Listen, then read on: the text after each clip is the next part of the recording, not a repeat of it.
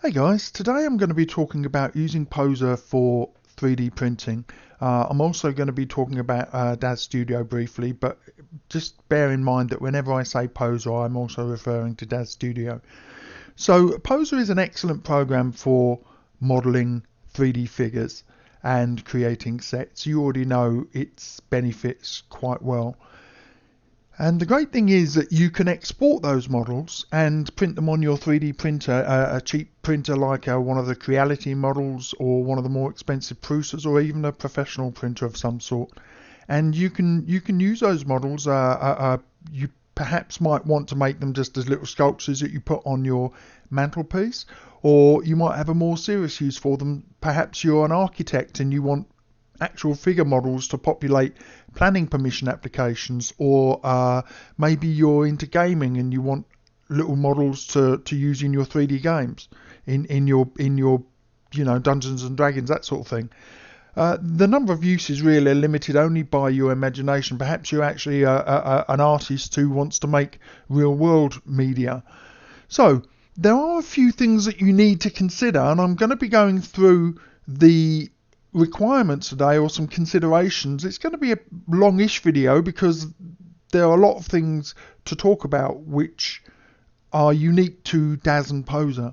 So the first thing you need to do is think of models that you want to 3D print in the same way as you, as a sculptor, would think of building a model in bronze. Now that may sound rather strange, but the thing is that when a sculptor builds in bronze, he needs to think about the balance of the model. He needs to think about if the fingers are going to snap off or any small bits. He needs to think about how the hair is going to be represented, how clothes and eyes are going to be represented, all of that kind of thing. So one of the first things that you need to understand is creating balanced poses. So I've got a woman here who's kneeling down. I'm just going to apply a pose to her. I'm just going to open my pose library now and find a pose. So at the moment she's in a really good pose here. She's kneeling down. She's balanced, and so you could 3D print her without any other extra bits to keep her balanced, and that model there would just balance perfectly fine on a desktop or whatever, because she has multiple points of balance contact, which is to say, look, her feet here, her knees here, that would create basically 4 points of contact: knee, foot, and that would balance just fine. But if I were to take even just let me open a pose a second. This pose, for example. So she's running. It's a really great dramatic pose.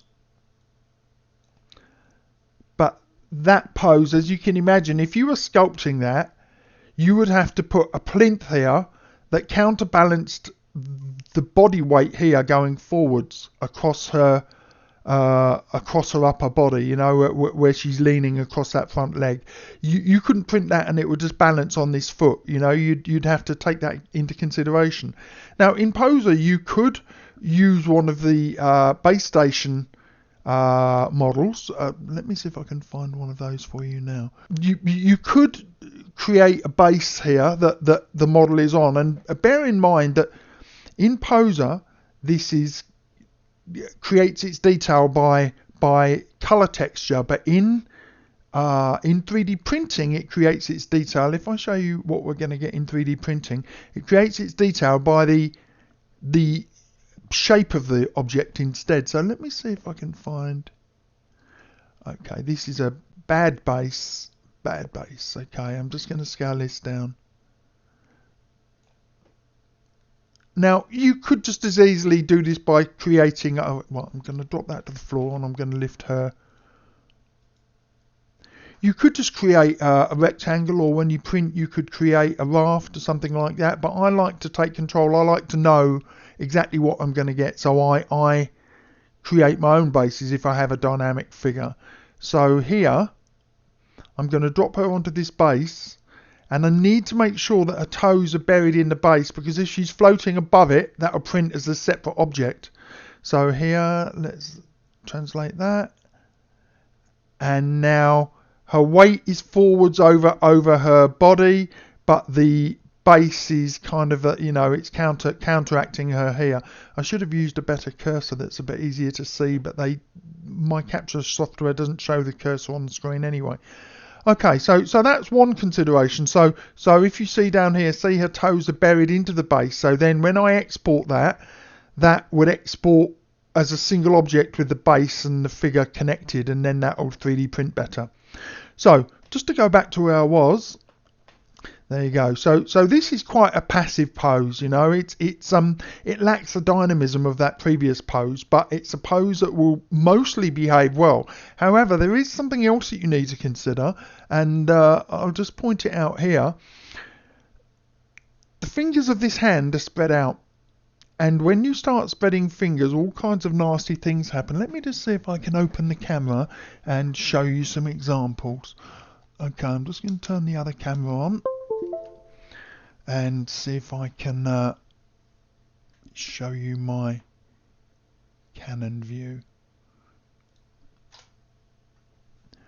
Okay, fingers crossed. Okay, so there's a figure I printed. I'm going to talk about that in a minute, but first of all, I want to show you that kneeling figure here. Now, there's two things you need to see here. See, her arm has snapped off, but so that's the first thing. So I printed that at 4 centimeters high. I think that is. I don't know how big that is. Let's have a look. Maybe 6, 7 centimeters high. Okay, so the massively big, but you can see there that her arm has snapped off. I shouldn't have printed that in white. It's hard to see the detail. But the thing that I want you to see here, I'm just going to use this little pointer, is that her fingers on this hand are actually welded to her leg. This arm snapped off. Oh, behave, woman. She's been out drinking. Look at her. She's drunk. Okay, so this arm has snapped off, and the reason is when you have fine details here, very often, she can lay down, the silly cow. Right, okay. When you start removing the support, that's the structure that enables you to print these free hanging structures. Let me just go back to the original model. Here, you see this arm here. She's got an arm dangling down, but to create that arm, you're going to have to print support material. Let me show you an example on the camera. So what we have here is a model of a couple, and you'll see here all of this here. This is support material so that this arm could be printed, so that these legs in space can be printed. There's support material up there between the legs so that his you know, where his butt is, that can all be printed. See that go? Oh, that supports that foot there. So anything that's hanging in space, such as this hand, which this arm here, the printer's going to build up from the bed here, and it's going to need support material to support this fist. And then when you go to take the support material off, little fine things like that arm are very vulnerable to being snapped off. So let me return to Poser a second. So the first thing you need to do is think about the pose. The second thing you need to do is think about the scale that you're going to be printing at. So if you're going to be printing at a relatively small scale, as I did there, I think we said that was 7 centimeters. That means that the limbs are very, very vulnerable to being snapped off. And something else, this original pose actually had open fingers on this hand, but I know from past experience that open fingers don't print very well. And I'm just going to show you another model now, which I printed. It's not actually a Poser model, but it does illustrate the point quite well. So this model here is from Scan the World. I can't remember where I got it, a Thingiverse or something. It's called The Abduction of the Sabine Women. And if you look here, where's my little pointer? If you look here at the fingers, the support material was impossible to remove, and if you look down here on the leg, there's actually a weld there where the leg actually snapped. And up here, these open fingers, okay, that cleared off quite a, don't know if you can see that. No, okay, I'm not going to bother, but down here on the upper hand, the fingers have cleared quite nicely, but on the lower hand they didn't. And I printed this model several times, and this model's takes over a day to print at this size. It's probably about 9 inches, maybe a little more. And all this detail in here in between the fingers and down here in between the fingers is really, really hard to remove. And more than likely is going to snap the fingers off. So if you can print models that have closed hands, if you're going to be printing at small scales like this, going to be much better. That said, here's another model that I created. I made this one in Poser, did the pose completely. I like to work in white because it's more dramatic, but grey is probably the easiest to see. And you can see here, he's got a semi-closed hand here, but his hand at the front is actually quite dramatic. And again, this is another one that I printed several times before I got it right. Another one that's probably 6 to 9 inches tall. It's completely a Poser figure. He's wearing a Poser bodysuit. Poser does some weird things like down here. You can see there's this kind of layer line. I don't know why it does that, but it does it. Whatever printer you print on, it's very, very annoying. But the point is that small details like fingers, you need to be very committed to being careful when you remove support material if you're going to print with stuff like this. Or you maybe you can just redo hands like this hand here where they're shut, and then it's a bit safer. Okay, so let's return to Poser for a second. So one way of eliminating the problem, as I said, of limbs snapping off at small scales is to have them touching the body. Now let me show you another print that I've done. Okay, this is going to take a second to load, but what I wanted here was to show you a couple's pose. So it's that pose that I showed you in grey with all of the support material. I actually printed that a bit small because it takes so long to print. But there's a lot of important things going on here that you can think about. So I mentioned support material. Okay, so here's a couple. And I deliberately wanted something a bit more sculpture looking. So let's just give them some skin texture so they're easier to see. So here's a couple interacting with each other. But you'll see that the pose, I deliberately chose this pose because, look, hand touching.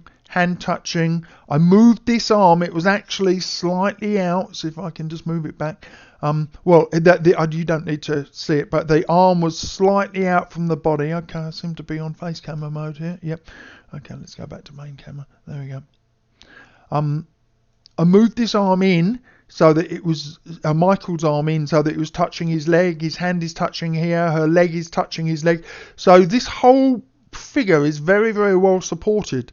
So whether or not it balances, I don't know. It actually printed on a raft, and we'll talk about that in a second. But there's some other really important things to think about as well. Hairstyles. So this woman has a hairstyle that I would never in a million years normally use unless I was trying to do something cyberpunk, I guess. But if I move in on her face here, you'll see that she's got this kind of weird knotty bun hairstyle. Okay, now with the male figure there's actually a built-in mode. If you choose the head, you can actually do a hair morph that brings this kind of, that projects the mesh out so it's got hair, and then when you export that will actually print as hair. You know, it will print as this kind of sticking out bit, and it's here, head hair on the side here. But with the female character, it's not really gonna, you know, there aren't a lot of hairs that are going to match all of the different types of female hair. So you want stuff that kind of has structure to it. Most female hair is created of billboards. You know what a billboard is, right? A billboard is a two-dimensional plane. Easier if I show you than explain to you. Let me open an example here.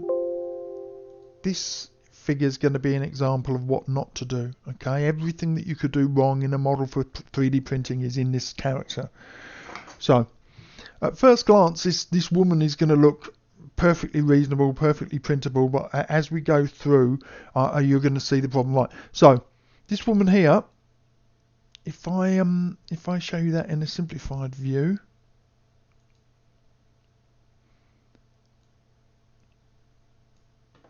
right. First thing that's wrong with this is she's got loose dangling clothes, and 3D printers don't like areas with kind of very thin surfaces like this here.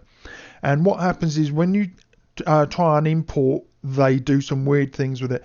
I'll show you that in a second on the camera. But also, okay, yes, if you look here at the hair, you'll see it consists of just flat planes coming down here, flat planes, and 3D printers don't like flat planes at all. They don't make a good job of them. When you print this, it kind of does an okay job, but it's very unpredictable when you start working with hair. So I would say some rules for working with 3D hair are: try to use hair which is flat head or short or small, or hair which is like cartoon hair, which let me see if I can find some cartoon hair. Okay, I'll pull this over so as you can see it. So here you see this hair, Freddy's hair. This is a modelled hair. It's a 3D model, okay? A 3D model of a hair, 3D model. So if or Ginger's hair here. So if I import this hair,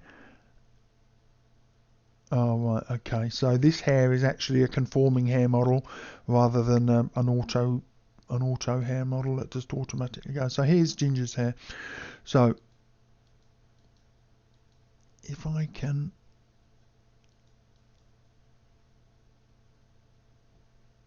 grab that, and I'm going to rescale it so as it's visible. You can see here, okay, ignore the scaling and the positioning, that's not the important point. But the point is that the hair here is fully 3D modelled. In other words, it's got volume. Can you see it? Whereas the other stuff was made of a series of flat billboards. So your ideal situation is to use hair that has volume, such as these cartoon hairs that actually are provided with Poser. Or if you can't do that, let's go through my library a second. If you can't do that, choose hair that's going to be, say, an ideal hair would be an updo. Ignore these twiddly bits here, but a tight updo. This wouldn't because there's too many strands here. But here, this chignon hair, classic updo there, for example. Or these are the sort of hairs that work really well. Cosmos hair here. This flat top. Stay right away from strand hair because that's going to be a real nightmare. It's just completely unpredictable. Okay, I don't know why I've moved that to. Let me go back to my original interface. Right, so you also want to stay away from wavy, spiky hair that's created with billboards, because that creates a lot of support material that's impossible to remove, and it just looks ugly. Okay, so why else is this figure a case study in what not to do? Okay, I'm just going to quickly go back to before I added that other hair. Right, here we go. So her pose is fairly reasonable. She's got flowy clothes.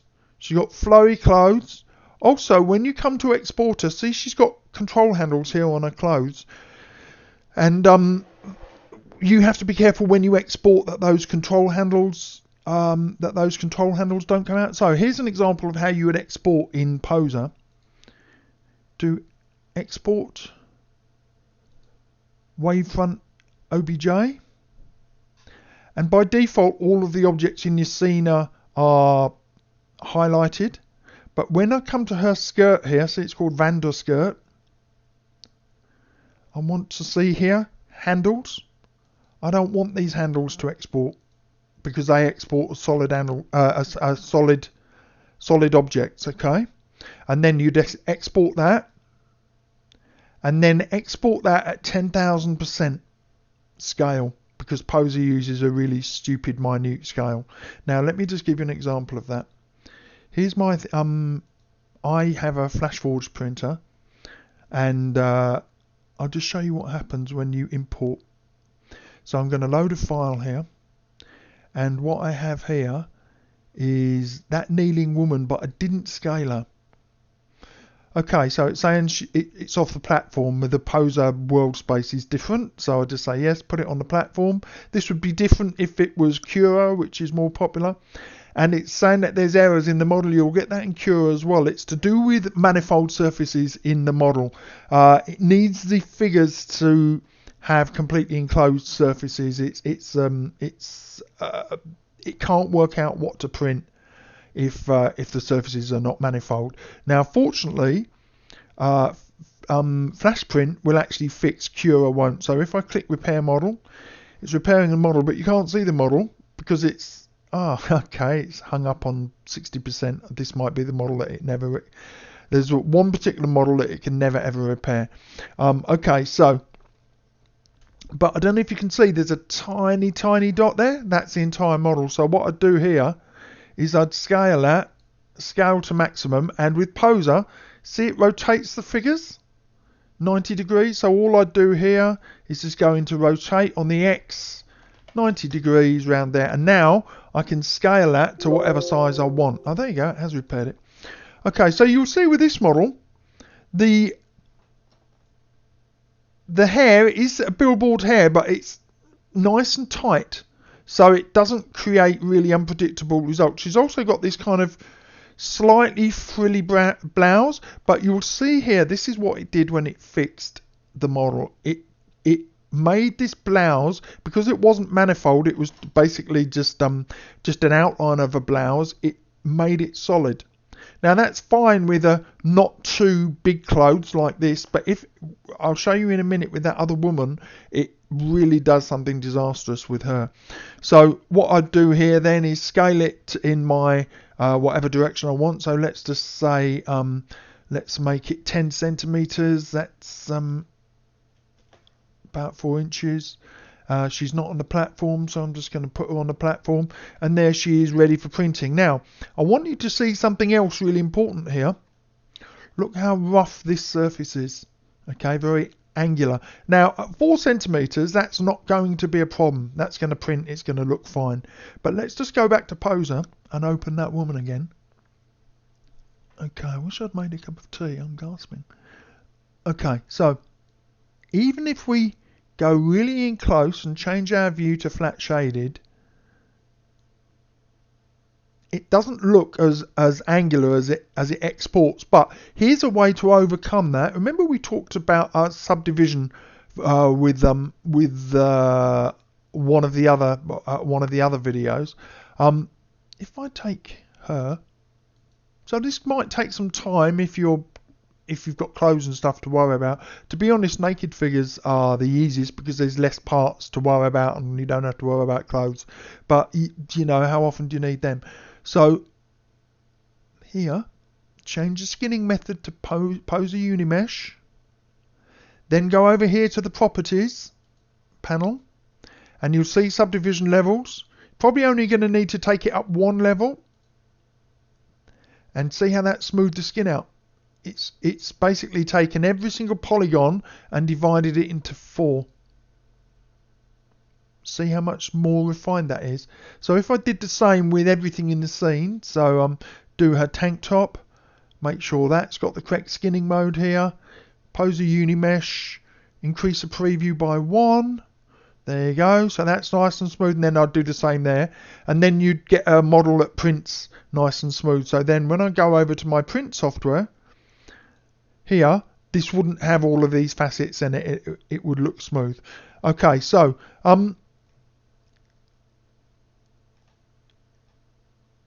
let me just think of I just want to quickly show you actually in Cura what happens when you try and import her. Okay, so in Cura's got a nice feature where it auto scales. So it works out that it's I don't know how it works out. It's a Poser figure, but Poser object, but it just automatically scales it up by 10,000%.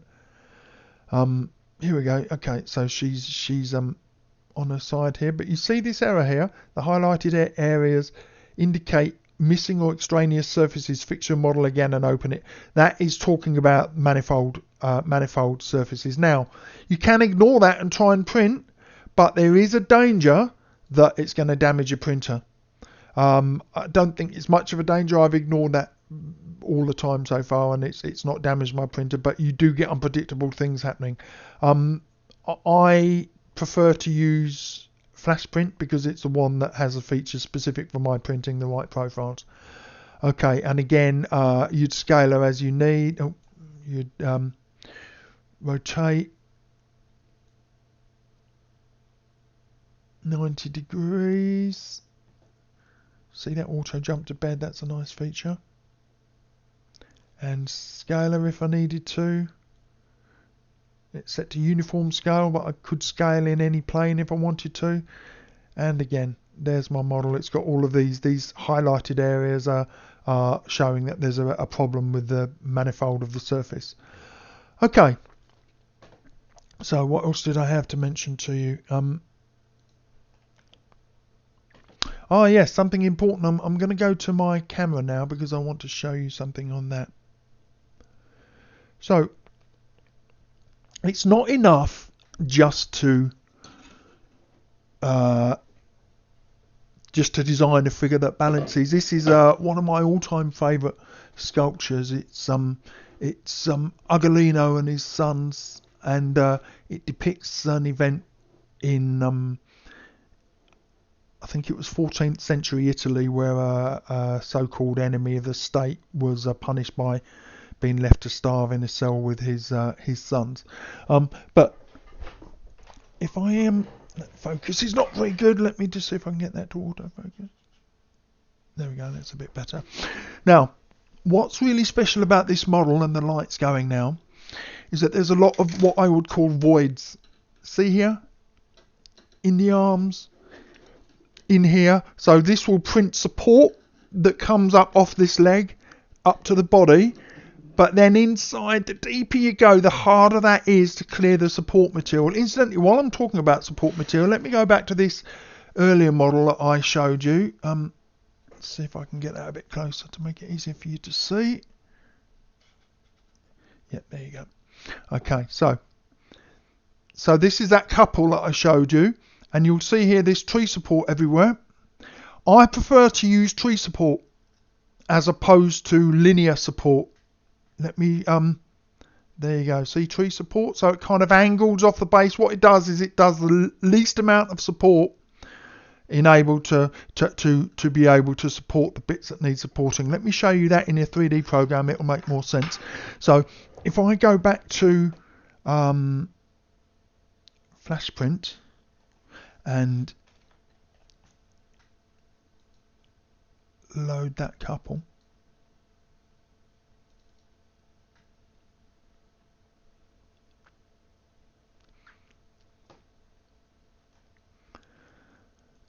yes I do. Repair the model. While that's happening, I'm just going to rotate that, and I'm going to rotate that by 90 degrees. I'm not a massive fan of flash print, but it's useful for what I'm doing here. I'm going to put it on the platform. Now up here I'm going to generate supports, and I'm going to show you there's two types of supports for this program, tree-like and linear. Other programs have other types of support as well, but so if I put linear and then auto supports, it's repairing the model again, sorry.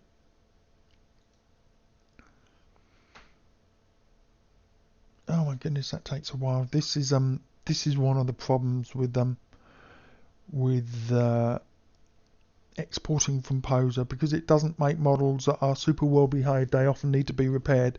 As I said before, flash print at least has a courtesy to do them. Cura doesn't even attempt to. You can actually, there are 3D print services that will do it for you if you're using Cura. I can't remember the name of it, you can Google it, but in fact I'll try and put a link up on the screen. But there are services that you can send your models to, and I think it's like a couple of dollars each time, and they'll completely repair any models to make them 3D print compliant. In fact, I think it's like a monthly membership, like you pay $10 a month and you can get 10 models converted. Okay, this is taking forever. Okay, I think I might have actually saved this as a... No, I'm stuck in this now. I can't even interrupt that, unfortunately. Don't know why it always hitches at 60%. It did with that other model as well. I have no idea how long it's going to take to get past that stage. Not too long, I hope. Okay, I'm probably going to do a jump cut here because this is boring for you, but you can see. Well, actually, no, I'll talk while we wait, because I can show you some other things here. So, given that it's just 3D, you see now how this hair makes much more sense than a very flat hair. It gives some texture to the head. Another thing about hair, don't think in terms of poser hair, where you want to match the surface of the hair precisely to the scalp.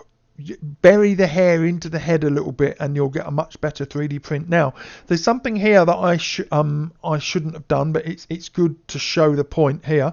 See on these eyebrows export as billboard planes, and then when they print, they make for very messy eyes. Let me just show you on the camera again. This head here is a good and bad example. So this is an example of a couple of things. What I did was I created a figure with this expression, then made it really big, and then buried it into the print surface, and the print surface cuts off anything that's below the bed level. So here I broke a couple of rules here, but I was pretty pleased with the result. But look at the mess up here around the eyes. See where the eyebrows were? Also inside the mouth. If you have a figure that needs a void like this is murder to try and clear out. It's because it prints with supports, but then you need to take the supports out of the teeth. It's still not a bad model, and this is printed at low resolution, and I don't know if you can see, it's kind of angular because I didn't subdivide that before I exported it. So that's a kind of a lesson, but I think it's quite a nice idea. Here's another common problem. Under the chin there were supports to support this overhang here. So imagine it prints on the bed this way. Anything that overhangs by a certain angle, it needs supports up underneath, and then when you remove the supports, look at the mess you get here. Okay, so you need to be careful which angle you print. This might have been better to print this way on the print bed or this way on the print bed. It might have given a better result for this chin, but as it's hidden, I don't kind of mind too much. But it's a good example of a project you might do. Well, let's go and see if that other thing's done yet. There we go. So it's, oh no, it hasn't. No, it's still converting. Wow, that's annoying. Okay guys, so I'm in DAZ Studio at the moment now. I just want to show you how to do some things in this program. So here we have the Genesis 8 female, and with DAZ, when you want to export, you have to have the items that you want to select. Whatever's visible in the scene tab is what will export. So if you don't want it to export, make sure that you hide the visibility there. And the other thing is to make sure the surface is smooth. Go to parameters, choose the figure, go to general, and then down at the bottom you'll see subdivision level here. Now by default it subdivides to 1 anyway, which is I guess better than the way Poser does it, in that you get a smoother figure, and it makes legacy figures more useful. Right, so then all you just do is go export, and then save here, and you just want a custom unit size, scale 10,000%. And that's it. It'll export when you do it, accept, and it will be fine. Okay, thanks guys. We'll come back to that. Okay, so on this model, it's been repaired now. So supports, let me just show you supports. So we've told this to be linear, and now if I do auto supports, see how this does support. So supports, it kind of generates the minimum amount of support to enable you to print these overhang angles.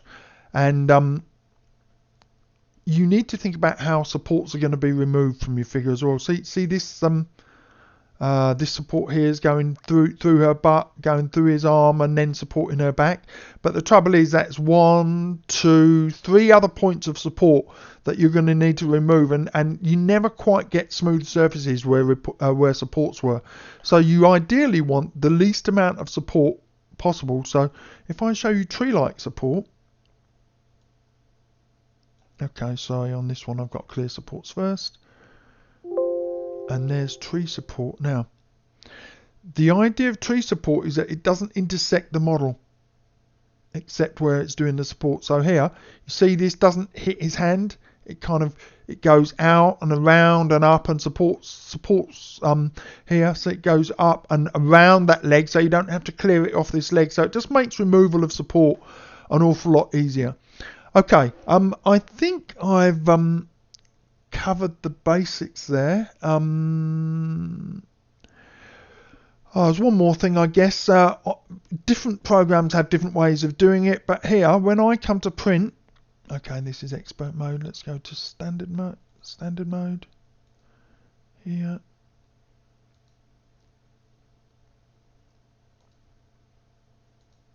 Just makes it easier to see what's going on. When I come to print here, I get the option to generate a raft and supports, so they have to be turned on.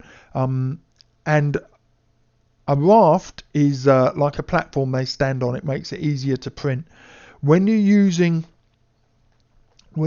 supports, you need a raft definitely. But even if you're not using supports, it's a good idea. So here, see, it's generated this little platform. This is a very low resolution print. I could obviously improve the quality here. Let me re-slice that at that super high level. So it's going to create a raft for me.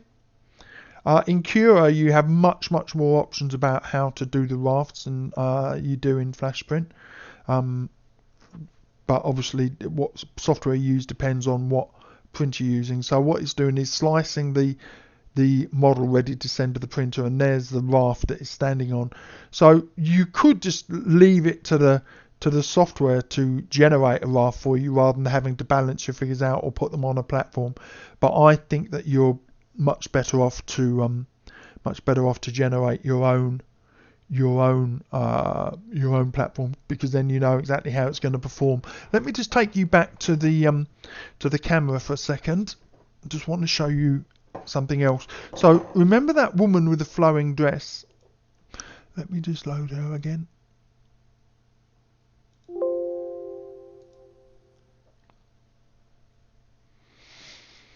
Okay, so here you see she's got these flowing panels on her dress and this loose frilly bit. You recall I mentioned that, and the weird hair. You recall that I mentioned that these are not ideal situations. She's also got open hands and a few other things going on.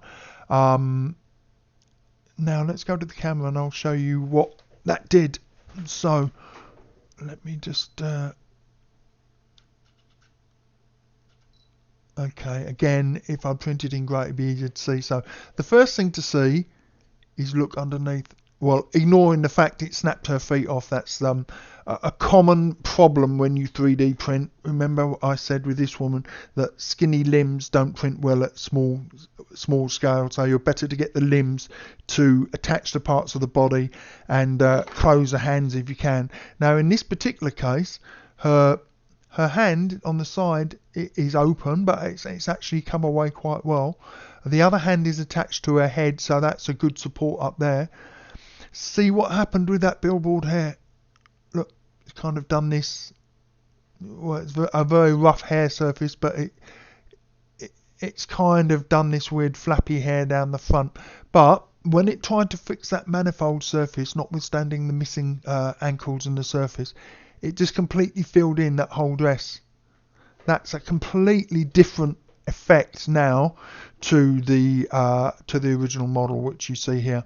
See, you've lost all of these panes and panels here. Instead, you've just got this solid blob here. So, you know, her loose top works out okay. It just filled it in here. See, let me just show you, just filled in here, and that was okay because there wasn't a lot of space under there anyway. But under here, these should have been loose flowing panes, but instead it's done this horrible fix, and in Cura it wouldn't even attempt to do that. One last thing actually, while I think about it, tools that you're going to want to use. Here's my toolkit. Let me zoom in. So of course you're going to want a scraper to scrape your stuff off the bed. It's just this is just a flat paint scraper. You're going to want a pair of clippers, and they come with they certainly come with a Creality. I don't know about others, but they're only a couple of quid on eBay. And I think that you're, generally speaking, better to clip support off than you are to snap it off. To go back to the where's this model? This model here, for example, where's the zoom on that? Okay, this model here, there's all kinds of support going on under the arm, but where if you have such as her, if you have a limb coming down here supported, it can be a temptation to just grab the support and kind of snap it off like you normally would with better supported parts of the model. But I think that you're better off to clip the support links rather than risk losing limbs like that. So a pair of clippers for doing that.